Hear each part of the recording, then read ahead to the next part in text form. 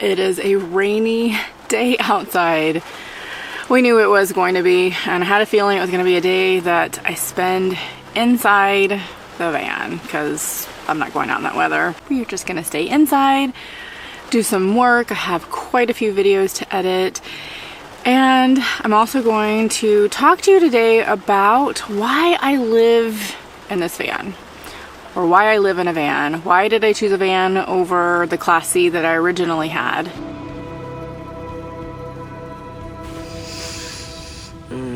It's so cold. Oh my gosh, I had to turn the heater on from here on the dashboard. I just used my remote to the van and turn it on. I just make sure that I set it at night so that it's on full blast and on heat, so that in the morning I can just hit the remote and get it started.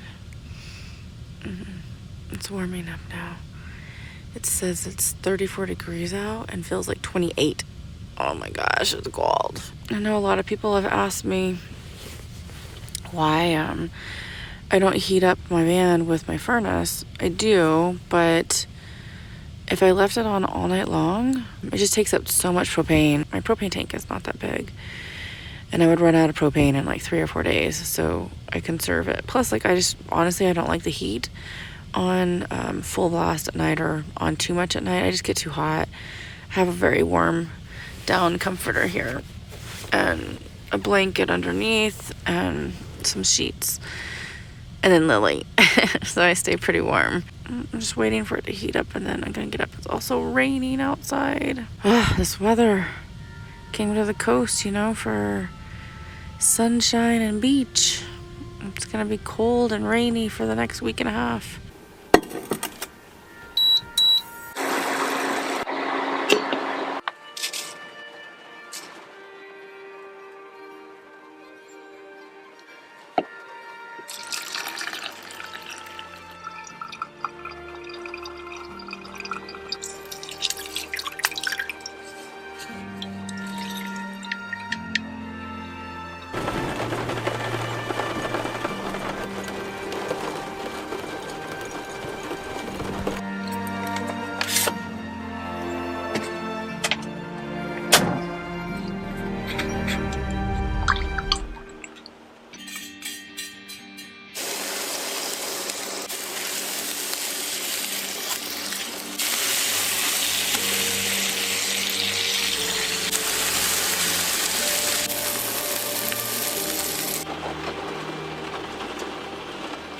It is a rainy day outside. We knew it was going to be, and I had a feeling it was going to be a day that I spend inside the van because I'm not going out in that weather. We're just going to stay inside, do some work. I have quite a few videos to edit, and I'm also going to talk to you today about why I live in this van. Or why I live in a van. Why did I choose a van over the Class C that I originally had? And why in general did I choose this minimalist lifestyle of living in a van that I really, really prefer over the comforts of living in a home? So we'll get into that in just a minute. I'm gonna go eat my breakfast, drink some coffee, get Lily up. She needs to go outside, but it's raining so bad. I don't know if she'll go out. She doesn't like the rain, but we'll see. She has to go bad enough, she'll go out. And I've got a raincoat for her too. Are you gonna get up? Come on, Mama, it's time to get up. Where are you? There you are. Hi, sweetness. Hi, I know it's raining.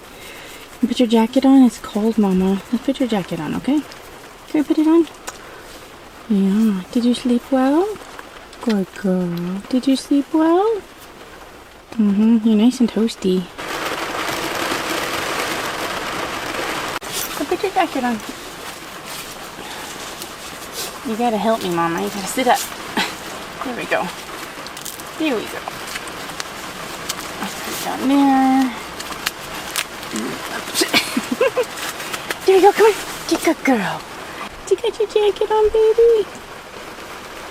Does it feel better now? Is you all nice and toasty?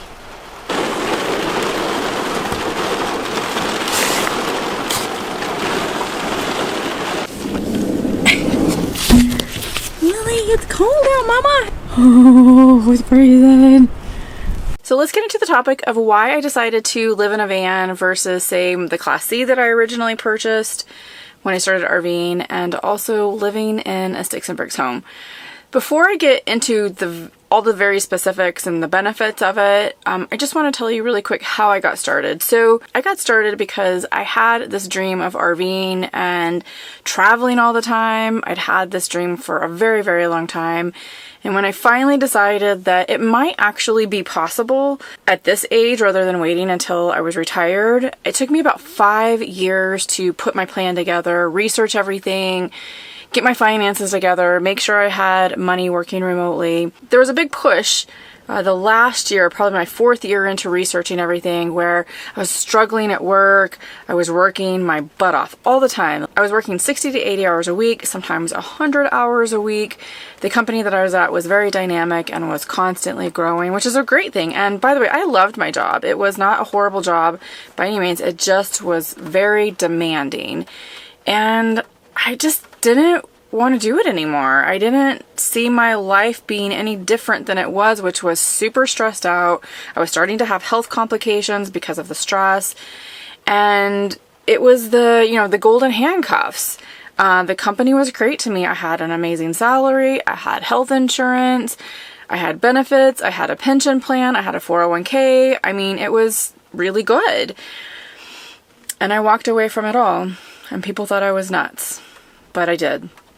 Because it wasn't freedom to me, and I really desired freedom to live the life that I want on my own terms without being stressed, without being tied down to the house that I was in, and then to be able to travel, of course. So that was a huge passion of mine.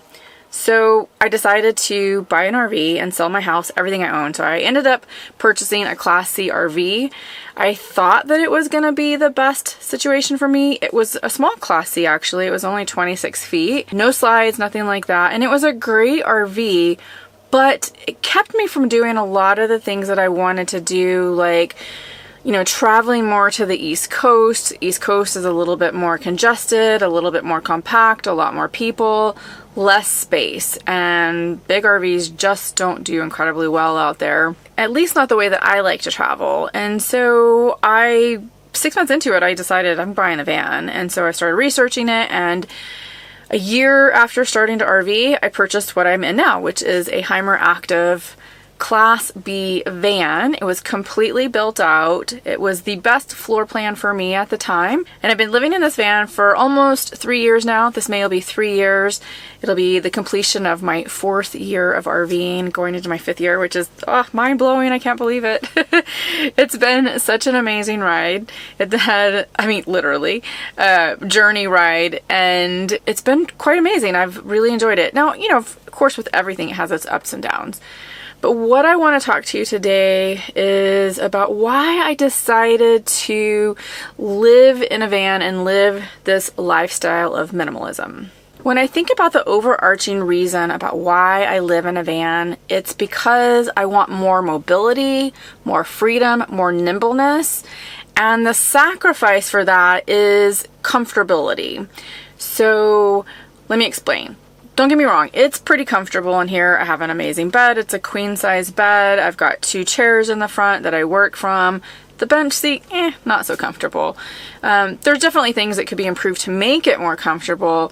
But when I talk about comfortability, when I was in my Class C RV, it definitely was more comfortable from the standpoint that I had more things in there to make me comfortable, like a separate shower.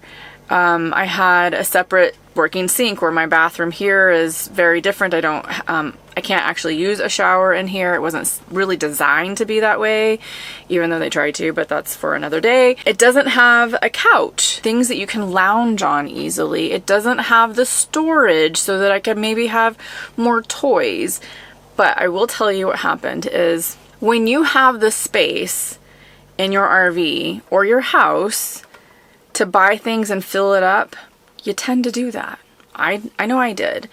And so I like not consuming so much. It's freeing to me. It allows me to save money. It's less stress. It's, you know, the more things that you buy and the more comfortable you are, say in a house or an RV, it tends to be more expensive. It tends to have more maintenance issues. It tends to have more restriction because of height and width, where the van, you know, can pretty much fit into any single parking spot or camping spot. I can even park in like tent camping spots and campgrounds because I'm 20 feet. Usually the restriction is 20 feet to a tent camping site. So I have that ability and freedom to do that. That's what I mean by comfortability versus mobility and freedom. And at the end of the day, I'm choosing freedom and mobility. It just makes me feel better. It makes me happier.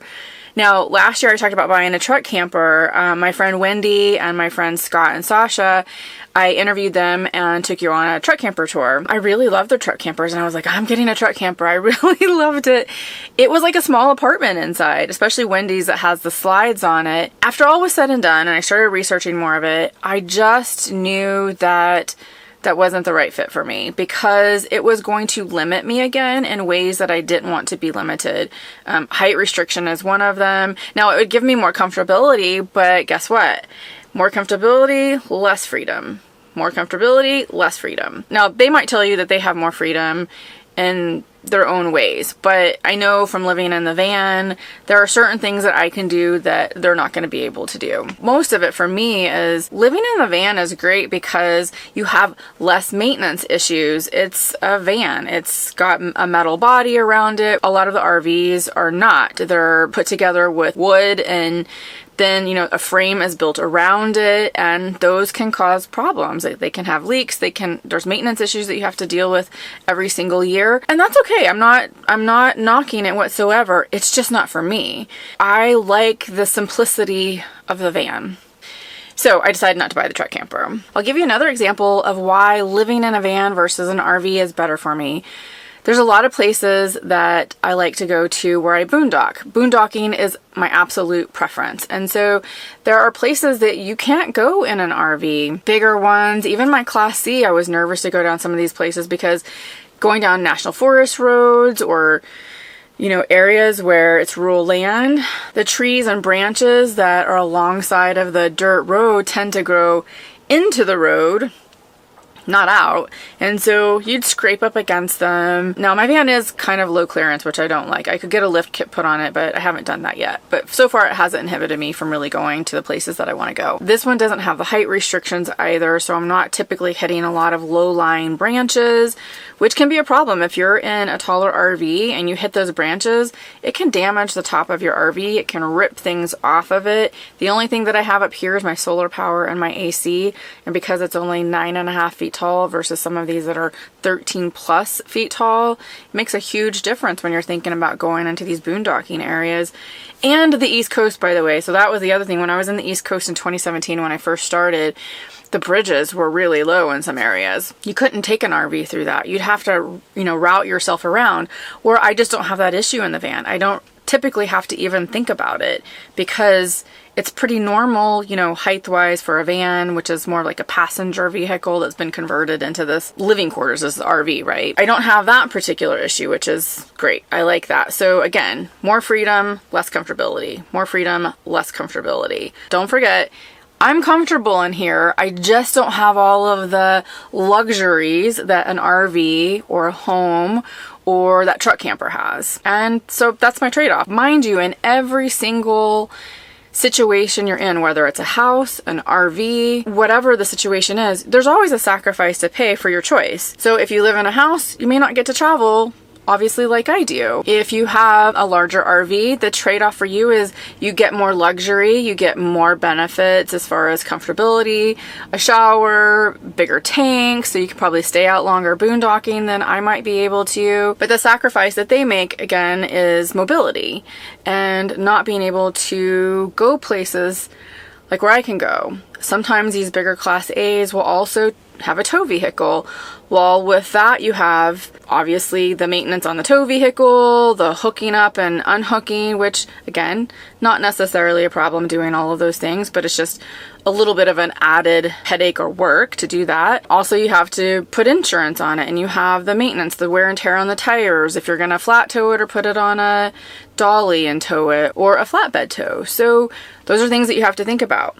But when I think about minimalism and less consumerism, those things just don't appeal to me. I like this simplicity of what I have living in a van. The other thing is that as far as consumerism is concerned with living in a van, there's just not a lot of storage. So like my Class C had a ton of storage, and I had all kinds of toys and things in there that I would just fill to capacity because I could, and they were nice things, you know, like I had a trailer hitch for Lily on my bike, and I carried 2 bikes at one time, and I was looking at getting a paddleboard to put inside there as well, and I had a big grill, and I had, oh my gosh, I can't even think of everything I had in there now, but I had a lot of stuff. It was crazy when I tried to downsize into this van. This van just does not have that much storage, so what happens? I just don't buy as much. And I'm fine with that. So I get to save money, I get to not haul around as much stuff, and it just seems simpler and more freeing to me. So my ultimate goal in all of this is freedom. I like having that freedom. I like being able to go where I want and travel where I want. And did that light just go out? It did. My lights. I like to go where I want, and I like to be able to go and not be concerned or have anxiety, which I had a lot of anxiety in the Class C because just of, you know, the restrictions from the height and sometimes the width. You'd be going through construction zones, and I felt like I was like right up against the barriers. Now, I know like semis and stuff would go through there, but it just was something that you had to get used to, and you were always really, really close. So it made me a little bit nervous. In the van, I just don't have that issue. When I was talking about less consumerism, well, the great thing is, you know, you get to save money from not buying all of these things. And the less you consume, the less money you actually have to make. And that equals more freedom. More freedom. Again, that's what I'm talking about, is more freedom, more mobility. So you give up comfortability and you get more freedom. Now, what's interesting is like when I go visit my friends who are in stationary homes sometimes, they're always offering me like a hot shower, which is amazing. But this last time I was able to actually take a bath in this big old bathtub that Tracy and Cruz let me borrow while they're living in their sticks and bricks home in New Mexico. And it was such an amazing feeling. So like I appreciate it more because I don't have it. So I appreciate those simple things that sometimes people take for granted in a home. But it felt so good to like hop in this bathtub and, you know, have a bath bomb in there and soak in it. It was just really amazing. But would I give up what I'm doing right now to have a bath like that every day? Nope, I wouldn't. I really like what I'm doing. I love the travel. I love seeing all these places and exploring.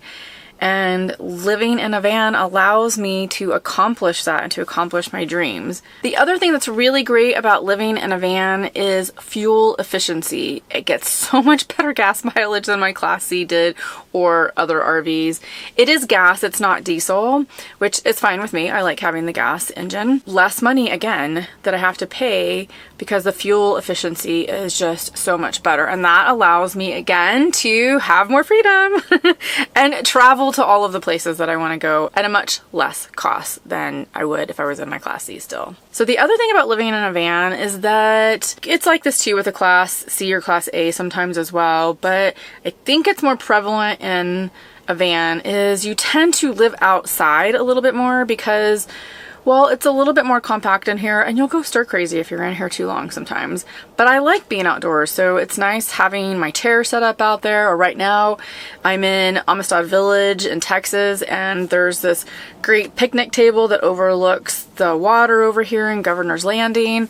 It's just a really cool atmosphere, and it feels good to be outside, and it's very nourishing to my soul, and I just love it. So it gets you outdoors more. I really love that because I think, you know, my whole career I've been indoors working in offices, or when I was working remotely for this company, I was inside my house all the time. And I don't know, connecting with nature feels really good and makes me happy. I get this question quite often, which is, when am I going to settle down? I don't know. I feel like this is settling down, to be honest. I probably will purchase some land and build a home base at some point.